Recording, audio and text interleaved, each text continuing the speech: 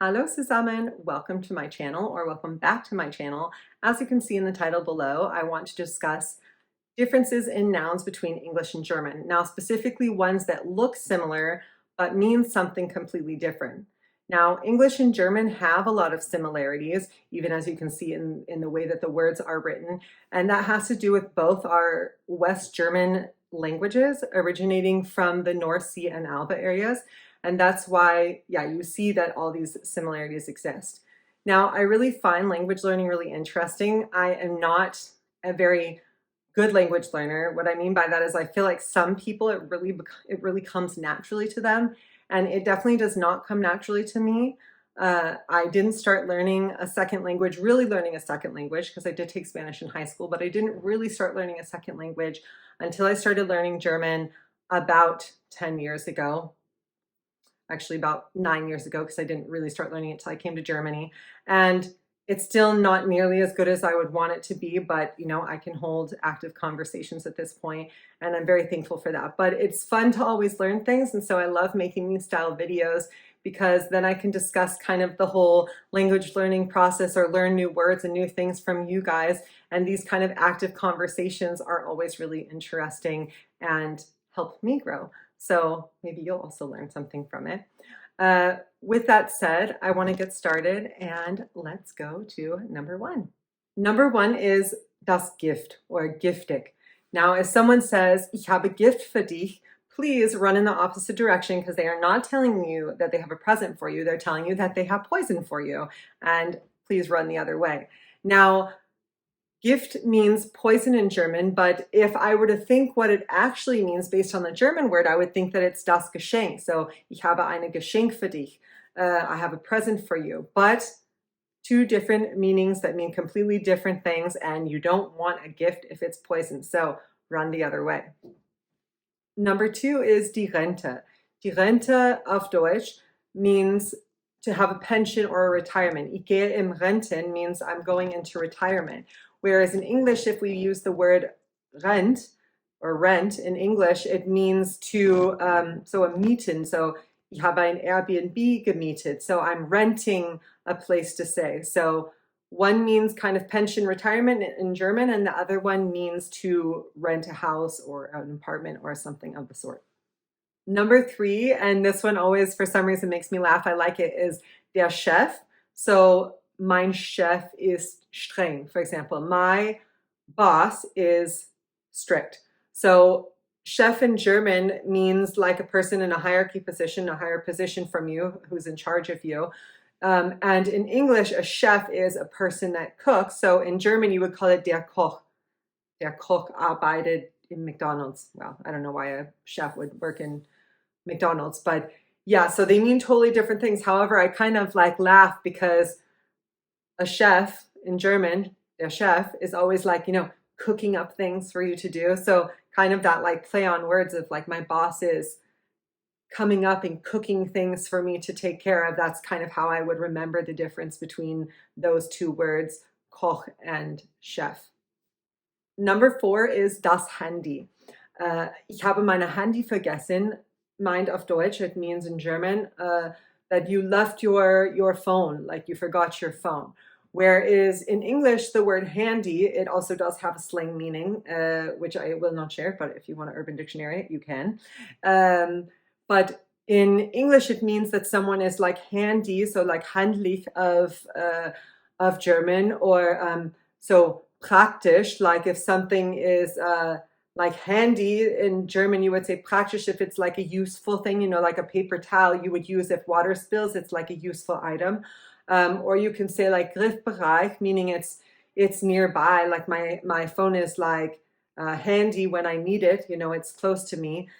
So there's multiple different meanings also, so like handlich, I found praktisch, nützlich, griffbereich. There's different meanings in German for the one word handy in German than in English. But when you hear das Handy auf Deutsch in German, it means the phone, the cell phone. Number five is der Rat.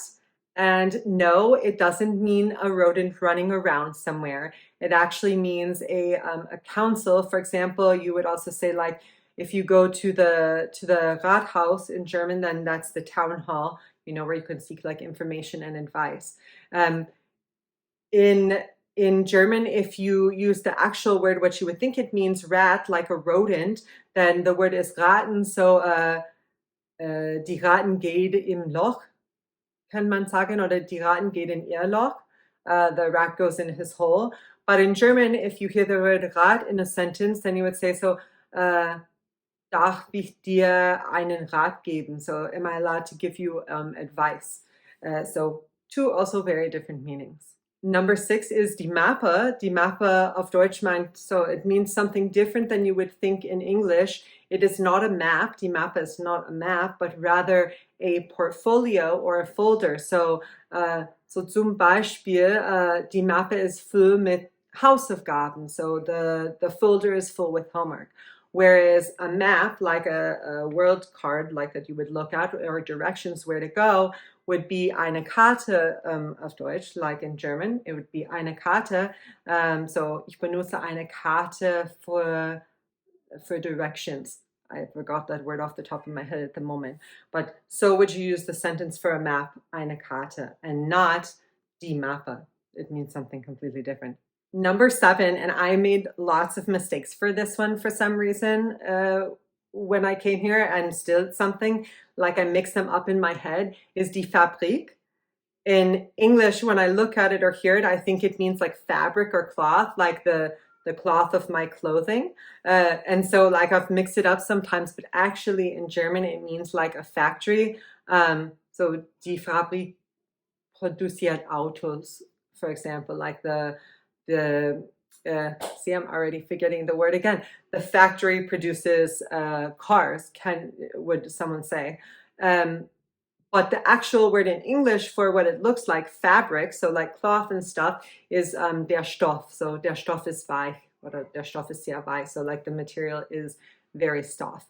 Now Stoff also makes sense. It sounds kind of like Stoff, but at the same time, Stoff looks a little bit like stuff, like a thing, like a Dinge. So sometimes I would also then like double mix those things up. I would get to the word, oh, it's not fabric. It's Fabrik is not fabric, it's Stoff. And then I'd say, oh, Stoff, oh, like things around the house, but that could mean anything. No, it doesn't mean anything. It means like material or fabric. Number 8 is das Gymnasium. Now, gymnasium, or in English we'd say gymnasium, has kind of in a similar round of connection, but something completely different. Das Gymnasium auf Deutsch is like it's high school, but it's a little bit hard for, especially like an American person. And I think like in the other countries that I've lived in, they also didn't have the same school system set up as it is here in Germany. So Gymnasium is high school, but high school here is split up into Realschule, Hauptschule, and Gymnasium. So it's split up into 3 different kind of high schools per se, and Gymnasium is kind of like the college prep one. So you have to complete like Gymnasium or like an Abitur in the aftermath to be able to go to a university. So if you see Gymnasium in English, you would think it means like a gymnasium. So die Turnhalle, for example, this is what it would mean. So in a school, in an American school, it doesn't matter if it's elementary, junior high, and high school, we would say like, oh, we go do sports in the gymnasium when it's raining, for example, or we play volleyball in the gymnasium. But here in German, Gymnasium is actually the school itself, and it's like the upper high school preparatory school. Here, and for an example, you could say, so die Kinder spielen in der Turnhalle. So the kids are playing in the Gymnasium. Number 9 has always been kind of like a tricky one for me because I get it double confused. So der See is the word, and wir fahren zum See, sagt man auf Deutsch. So we're driving to the lake. Now, I used to think, so der See, when I see it, it's spelled like the American word see, which is so like sehen, to see something.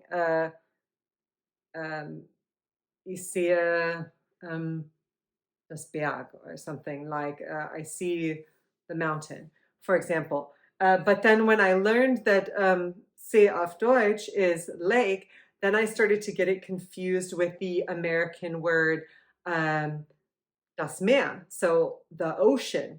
because we also call the ocean sometimes sea, spelled S-E-A.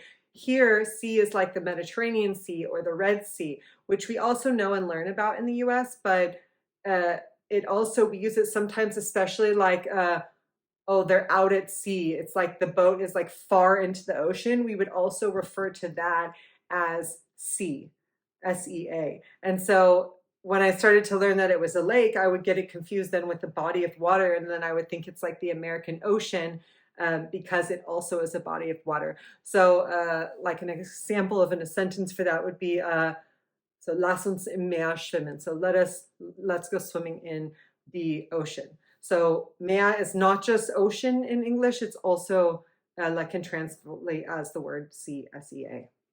And number 10 is der Lager.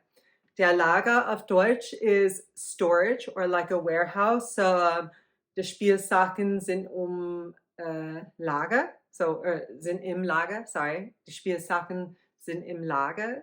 So kann man sagen. So the toys are in the storage. But Lager in English, we think of as like a beer, like a lager. We say, or lager, I think is pronounced lager, like to drink a beer, a lager beer. And I think in German that word also exists. I think you can also say so lager beer or lager, if I'm correct. So trinken wir ein Lagerbier, or wir trinken ein Lager. Someone I think can also say in German, but in the context that I've normally heard, especially in my work environment, we're talking about the storage room. And I used to think that someone was talking about like drinking an actual beer and not like taking the stuff into the storage. So like where I used to, when my German was really like fresh, think that they were saying like let's go down to drink a beer, but they were saying like let's go down to the storage because the storage was in the basement. So sometimes I would get confused with these two things like in the sentences. Now, those are just 10 words that I have kind of struggled with similar meanings. Some of them stronger than others, some of them still bother me, as I mentioned. And I would be super interesting to see what you guys say, what words you kind of mix up in German and English, or if you're not German or American, what other languages you speak and you mix words up with, and kind of what the actual meaning would be for that word in your language and the meaning in the language that you're learning. So feel free to comment below if you have any, and see you in the next video. Cheers!